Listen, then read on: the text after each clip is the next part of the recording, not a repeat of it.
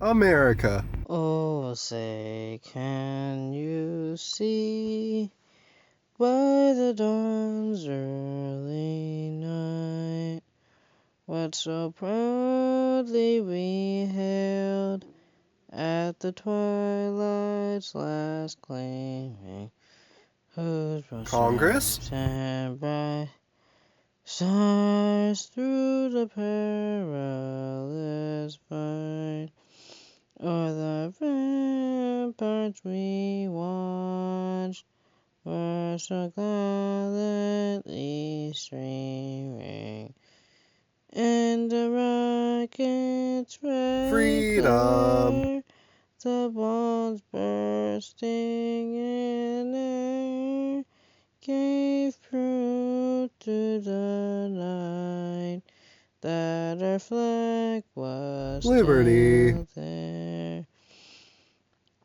Oh, say does the star-spangled banner R-E-P.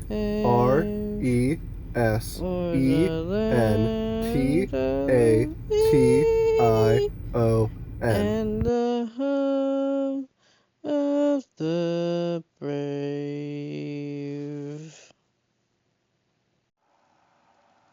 Hello? Yes? This is Senator Petite-Frere. Oh, hi, sweetie. How's work? Wait, you got a call from school about Jeff Jr.? An F? In PE? Alright, that about does it. They won't see it coming. I'll tell you what. I'll sponsor the bill and start drafting it. In fact, because I care about the bill so much, I'll get one of my fellow senators to co-sponsor it with me. And so Jeffrey started a draft that would turn the idea from his constituents into a bill, which he would introduce to the rest of Congress, and, with luck, that bill would become a law. What was this bill? I'm glad you asked. The bill would set a price floor for the salaries of government teachers across the nation. Senator Petite-Frere wanted to pass this bill so that schools would be more focused on government and less focused on gym classes, which, might I remind you, his son was failing. Yeah, I know what you're thinking. This is a super roundabout way of getting his son to pass school. But you don't become senator by doing things the easy way. Next, Senator Petite-Frere needed to introduce his bill to the Senate Subcommittee on Children and Families. In this subcommittee, the bill was edited and voted on. For instance, this bill received a markup, so it was slightly rewritten before passing through subcommittee. Since the bill passed through subcommittee, it went to the Senate Committee on Health, where it was debated, edited, and voted on once again. Alright, I'm just going to have to add a few amendments. Sure. Take some things out, and add some earmarks. And I'll get back to you in about a year. 4 months. I can do 6 months. That's a deal. Alright. Handshake? After passing through committee and subcommittee, the bill was introduced to the Senate floor, where it was debated, edited, and voted on even more. As a Republican, Senator Petite-Frere's party had a majority in the Senate and could whip enough votes for the bill to pass, but the bill was strongly disliked by the minority party, and the Republicans did not have a large enough majority to overcome a filibuster. So, one of the Democrats, a young Senator Zach Lindsey, started a filibuster by reading Dr. Seuss and showing the other senators pictures from his days in high school. The Sneetches by Dr. Seuss. Now the star-belly Sneetches had bellies with stars. The plain belly Sneetches had none upon theirs. Those stars weren't so big, they were really so small. You might think such a thing wouldn't matter at all. But because they had stars, all the star-belly Sneetches would brag, "We're the best kind of Sneetch on the beaches." With their snuts in the air, they would sniff and they'd snort. We'll have nothing to do with the plain belly sort. And whenever they met some, when they were out walking, they'd hike right on past them without even talking. When the star-belly children went out to play ball, could a plain belly get in the game? Not at all.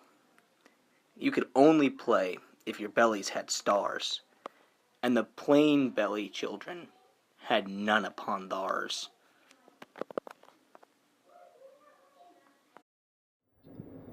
The Democratic senators spoke for 10 hours until the rest of the Republicans in the Senate were convinced to turn the bill into a private one.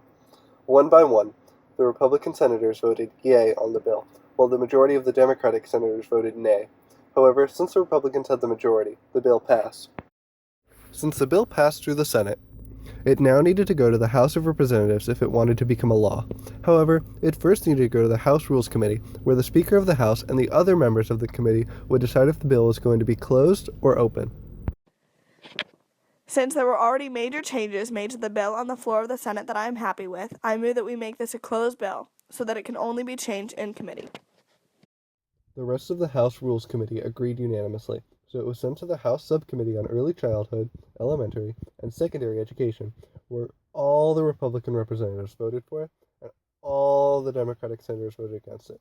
So, it passed. After passing through the subcommittee, it went to the House Committee on Education and the Workforce, where, again, it passed with all the Republican representatives supporting it, and all the Democratic representatives voting against it. Since it passed, it now had to go to the House floor to be voted on as a whole by the entire House. And we're back. Do bugs cause cancer?